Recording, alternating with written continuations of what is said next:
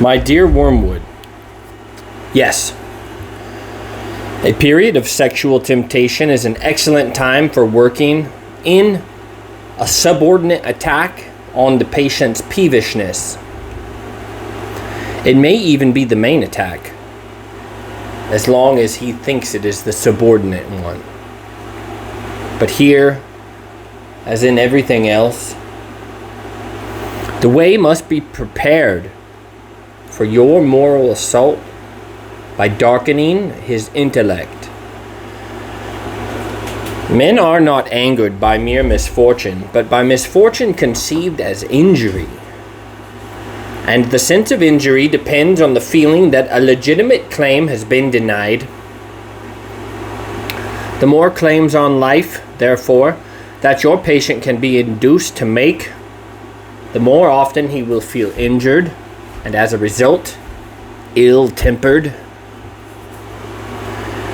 Now you will have noticed that nothing throws him into a passion so easily as to find a tract of time which he reckoned on having at his own disposal unexpectedly taken from him. It is the unexpected visitor when he looked forward to a quiet evening, or the friend's talkative wife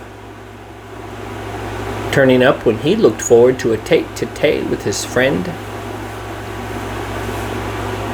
That will throw him out of gear.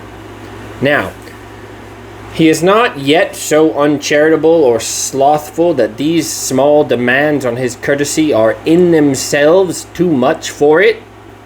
They anger him because he regards his time as his own and feels that it is being stolen.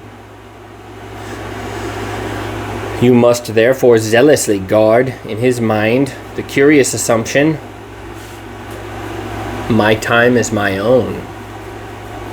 Let him have the feeling that he starts each day as the lawful possessor of 24 hours. Let him feel as a grievous tax that portion of his property which he has to make over to his employers, and as a generous donation, that further portion which he allows to religious duties. But what he must never be permitted to doubt is that the total from which these deductions have been made was, in some mysterious sense, his own birthright. You have here a delicate task.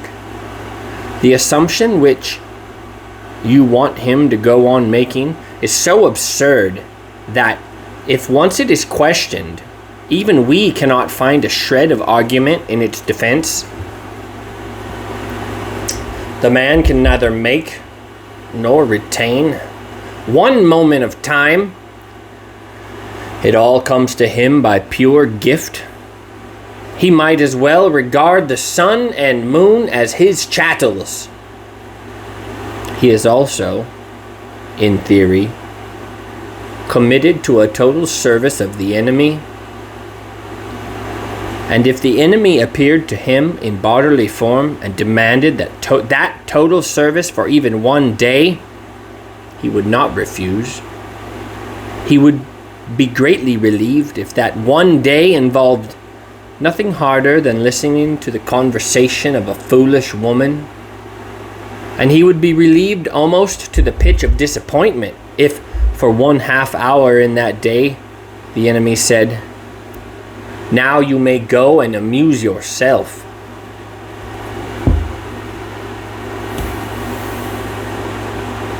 Now, if he thinks about his assumption for a moment, even he is bound to realize that he is actually in this situation every day.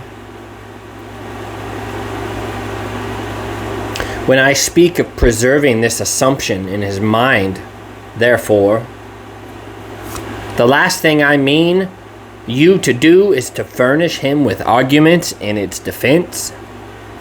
There aren't any. Your task is purely negative. Don't let his thoughts come anywhere near it. Wrap a darkness about it, and in the center of that darkness, let his sense of ownership in time lie silent uninspected, and inoperative.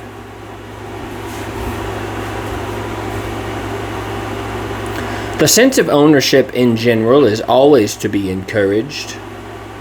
The humans are always putting up claims to ownership, which sound equally funny in heaven and in hell, and we must keep them doing so.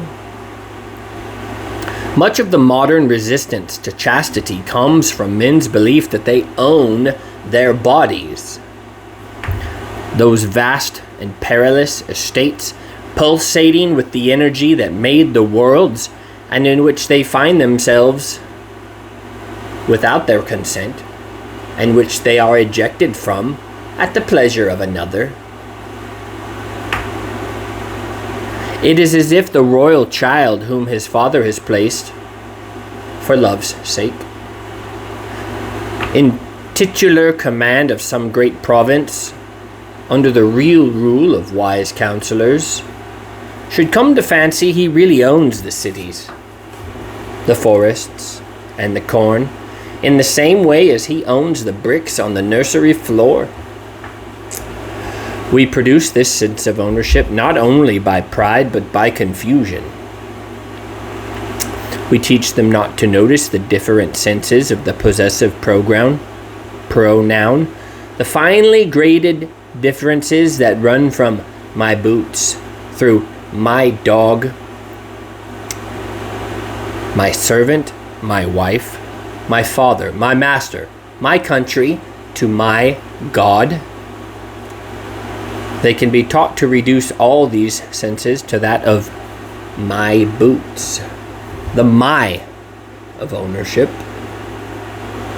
Even in the nursery, a child can be taught to mean by my teddy bear, not the old imagined recipient of affection to whom it stands in a special relation.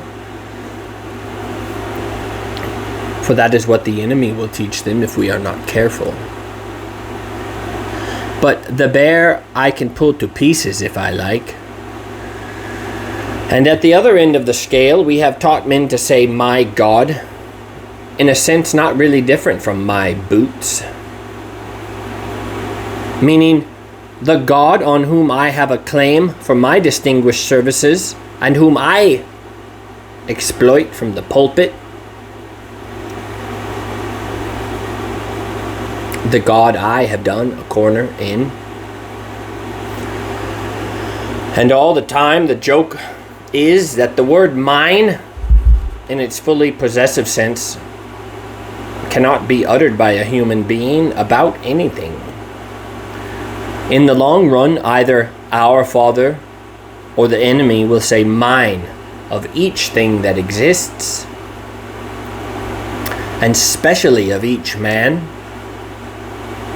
They will find out in the end, never fear, to whom their time, their souls, and their bodies really belong. Certainly not to them, whatever happens. At present, the enemy says mine of everything on the pedantic, legalistic ground that he made it. Our Father hopes in the end to say mine of all things on the more realistic and dynamic grounds of conquest. Your affectionate uncle,